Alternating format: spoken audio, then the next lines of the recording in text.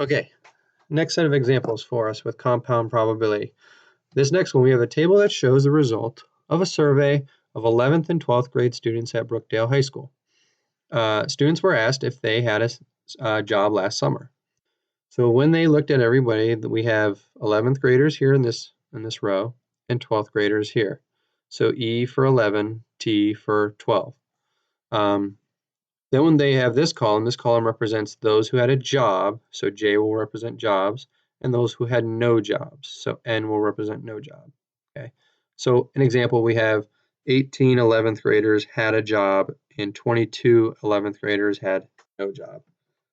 What's going to help us here is to go ahead and complete the rest of this two-way table. So we're going to simply add down the columns here. So we'll get 48 right here. 22 and 10, that'll get us 32. We're just simply adding these down for this total column. We can do 48 plus 32. Should look something like 80 kids total. We can add a cross as well, and so we should have 40 11th graders and 40 12th graders. So that's complete. That's easy part done. Next is find these different probabilities. So 10, we have an intersection, which means I'm going to write multiply because we are going to do just that.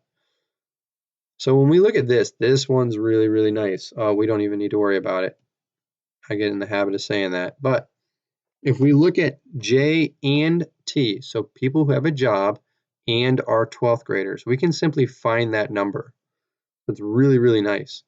Where do I find that? I go to people who have jobs, and then I go down to 12th graders. Sorry, T is for 12th graders. So this number here is going to help us. So I'm going to take this 30. I'm going to say, okay, the chances of picking somebody who is a 12th grader and has a job out of the total, which is going to be 80 people. Okay.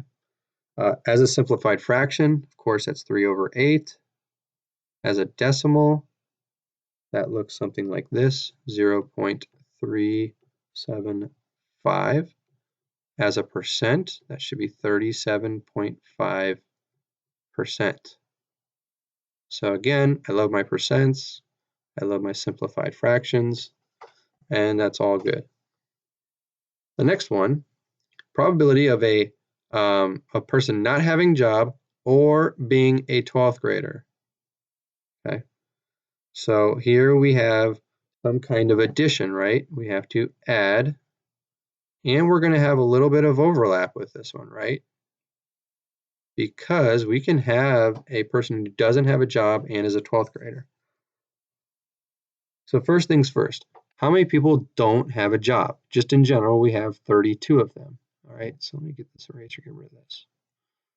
So now we're going to look at, okay, we have 32 that don't have a job, right? So 32 out of the total 80 plus, all right, then we have how many 12th graders? How many are there total? Well, we just go straight across and we'll find the number 40. So we have 40 12th graders. So plus 40 over the 80. But then don't forget we have that overlap because what happened here? When we took that 32 total, we counted that 10, right? This people, 12th graders with no job. And so we counted it once already with the 32. But then when we counted the total number of 12th graders, we counted it a second time. That's why we're going to subtract one set of 10 from it. That way we don't double count those people. Okay. So we're going to subtract that. And so we got 32 plus 40, and that should look something like, I don't know, 72. Minus the 10 should give me 62 over 80. Okay. Now as a fraction, that's something like 31 over 40. As a decimal, that should be something like 0. Oops, that's a fun 0. That looks like a yin-yang symbol. 775. As a percent should be 77.5%. Okay, so again, fractions are fun, decimals are funner, if that's even a word. We'll move on. The last one, same idea. The probability of a of not having a job or being an 11th grader. So again, we're going to look at no job. All right, change colors here. That way we can kind of tell what we're doing. No job again is going to be your 32, right? 11th graders again is going to be a number 40.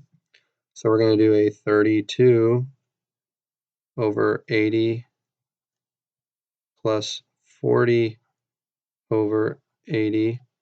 But then again, don't forget these are going to overlap at this 22, right?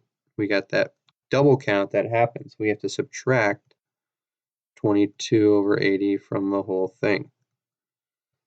And that should get us the number 50. So a nice fun number here. 50 over 80 simplifies to 5 over 8. So that's always a good answer.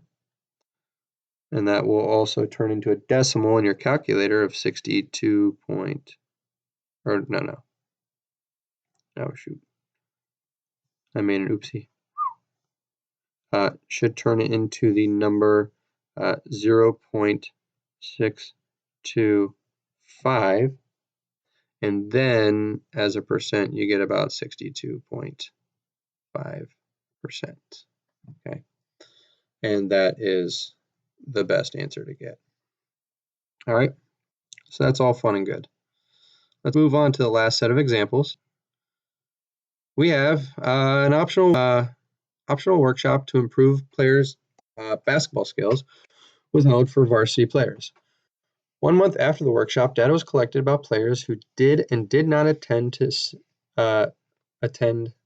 see if any improvement in their skills had happened, essentially. So you have 44 people that attended that said they improved, and 18 said that they did not. So that's kind of a bummer. Let's go ahead again and let's go ahead and finish this table out. So we should have a 62 people total here that attended. We should have about, 38 people that did not attend. Over here, we should see something like 50 people that said they did improve and 50 people that said that they did not. So the total number of people they interviewed was about 100 people. So the first one, find the probability of a player chosen at random to attend the workshop and showed improvement. So let's first give some letters here. We'll say here this is going to be A for attended. For this one, we'll write did not attend. So we'll write we'll write an N here for now. We'll write N here, so A and N. And then for improve, we'll say an I. And for did not improve, we'll just use D, I guess, for now. That way we have them kind of separated. So probability of a player chosen at random that attended the workshop and showed improvement. So here's and, all right? So this is kind of a nice one. We can kind of just pick this one out of here. So we're looking for somebody at random who attended. So probability of attending and improving, so the I. So that should look something like this, attended and improved. So we're looking at 44 out of, how many people are there total that we interviewed? 100.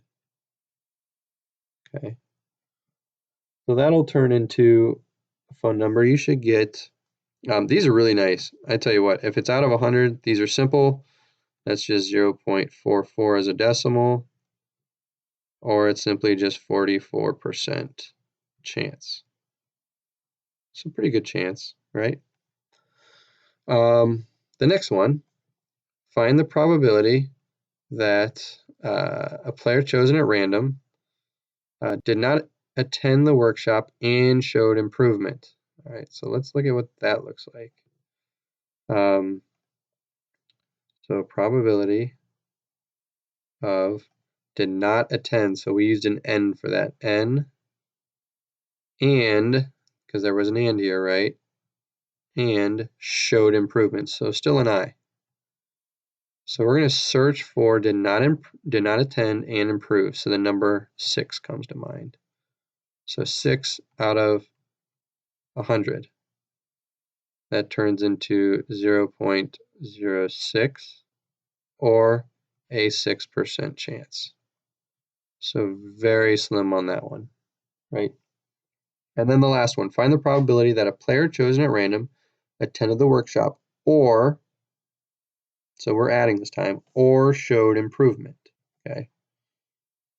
So this is the fun one here. Here we go. Changing colors. So first we have probability of, so we have attended, right? How many people total attended? 62 of them. So we're going to say the probability of attending or showed improvement, right? So that would be the I. So A or I. So we're going to see the difference between 15 and 13 where we have an intersection and we have an or. So how many people attended total? We had 62 of them out of 100. And remember, or means that we add. So we're going to add how many people improved. So we took the 62. Now we're going to add 50 to it. And as it stands, that would be above 100, right? But what did we forget to do? We still have to subtract, because don't forget, we double counted those people there. So we got to subtract a 44 out of 100. And that should get us something like, let's see, that's 112 minus 44. So we should get about 68 out of 100. Simple decimal would be 0.68. And a simple percent would be 68%. Okay. And that is the end of compound probability. If you have any questions, feel free to ask myself or Ms. Laskowski. Don't forget, office hours are from 9 to 11. So hopefully we will see some of you there at some point. Take care.